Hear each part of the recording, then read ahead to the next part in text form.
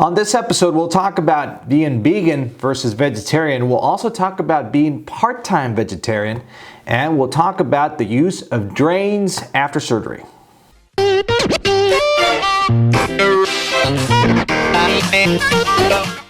Hello everyone, I'm Dr. Alvarez from Endobariatric.com, and welcome to episode 78 of the AskDrA show. Thank you so much for being here, for watching my videos, for subscribing to our YouTube channel. If you haven't subscribed to the channel, bing, right there. You got to subscribe, that way you don't miss any of the future episodes of the AskDrA show. And if you haven't followed me on Snapchat, you're missing out. We do really cool stuff there. Recently we are transmitting surgeries live. We're educating, we're giving you the insides of being in the OR and so much more. So if you want to add me on Snapchat, go ahead and do so. The only thing you have to do is just download the application and download the app and add me as your friend. Username will be here on the screen. So I really hope you had a really nice Christmas along with your family. We had a great time here at Endobariatric. We actually showed some scenes of our Endobariatric Christmas party on Snapchat, by the way. So let's get into the show now. Why did you go vegan over vegetarian?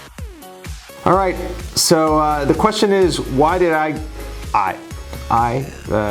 not you, not suggesting you should. It's this is more like a personal question. Why did Dr. Alvarez go vegan versus being vegetarian? Now, I did the switch from one day to the next. I'm not suggesting you do this. Not everybody can.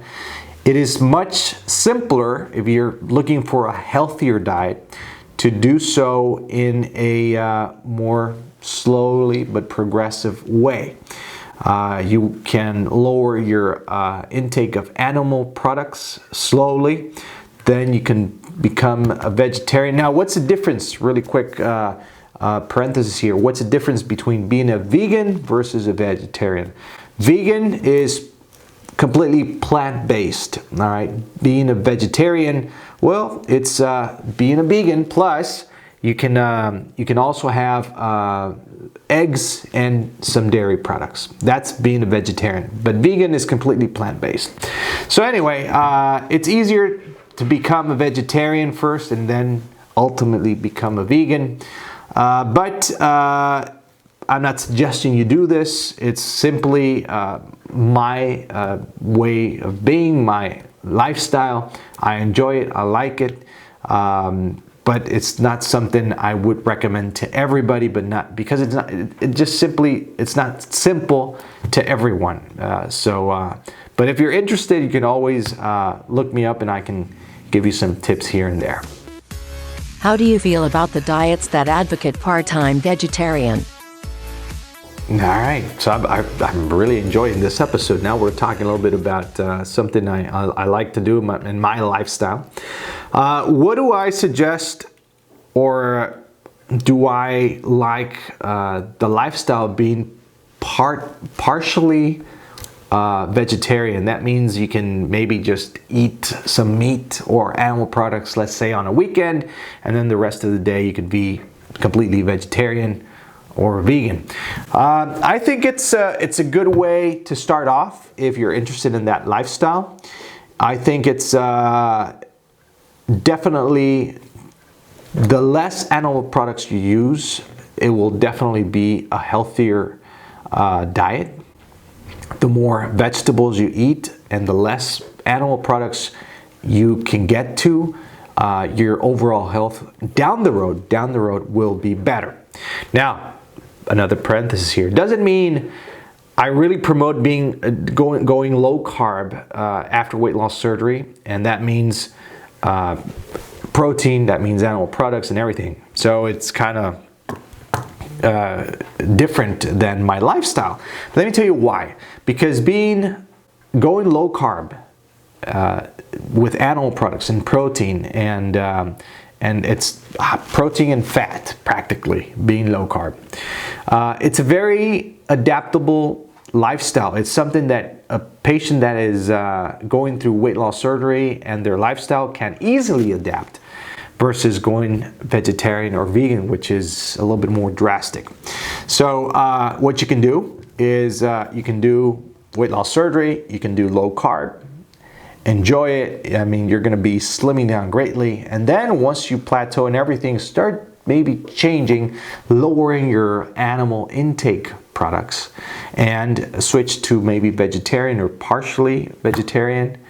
Or I had a friend that said, I'm flexitarian, which is kind of flexible, and she looked more to vegetables.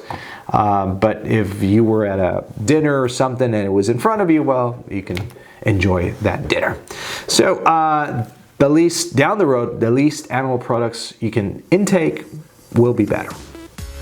Why you don't use an abdominal drain post-surgery.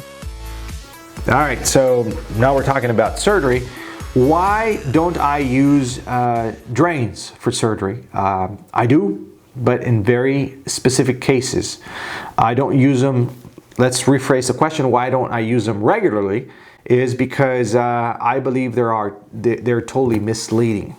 What this is, if you place a drain and that drain normally will cover a certain area of the abdominal cavity of the area you worked in, and you get a leak not even close to that area, it may be misleading. You have a leak or a bleeding or something that may be going on at the same time with the drain placed, and if that drain is not nearby, it will not be functioning. And the patient will be presenting certain symptoms, and if the drain is clean and nothing is coming out, you'll be, as a surgeon and as a patient, you'll be like, well, everything's good, I guess so, even though I'm not feeling well and something's going on, but the drain is clear. So it will be misleading. So what we do is we place drains in about 200, 250 patients back in 2006, 2007, almost 10 years ago. And they're misleading. At least in our practice, we don't use them regularly unless they are a specific situation, a previous abdominal surgeries or something that caught my eye and I said, oh, I'll just leave a drain here. But if not, we normally do not use drains. We look at different other signs and symptoms, other things other than just being confident on just one single drain. That's why if you're a patient of mine, you've noticed if you went through our endobariatric experience with us, you notice that we see you a lot. I have a staff of 4 other doctors, myself, that we do rounds regularly. You get to see doctors around the clock, and we will check on certain things and signs and symptoms that may trigger, first of all, other than a drain coming out through a drain or being confident on that drain or trusting a drain. So that is why in our practice we don't use drains on every patient. All right, so that's it for episode 78 of the Ask Dr. A show. I need questions, so hashtag Ask Dr. A for next episodes. We'll be sure to add your questions to the show. Question of the week is, when you got surgery, did you have a drain? Yes, no. Below on the comment section, I'm eager. The other thing is, quick commercial here is we just uploaded a brand new website. Really cool, very informative. We got the videos there. We've got the videos by section, by category. We've got a lot of information on the gastric sleeve. Go to endobariatric.com. Check it out. If you could give me a review of the website below, I'd really appreciate it. Also, we've been getting more and more questions about our endobariatric gear. We've got bottles, we've got shirts, we've got our exclusive endobariatric sleeve pillow, we've got the books, we've got everything there, keychains, you name it. endostoreonline.com is the website. So, I'm Dr. Alvarez from endobariatric.com. I wish you the best, believe me, from heart, the best for this next 2017. We'll see you soon.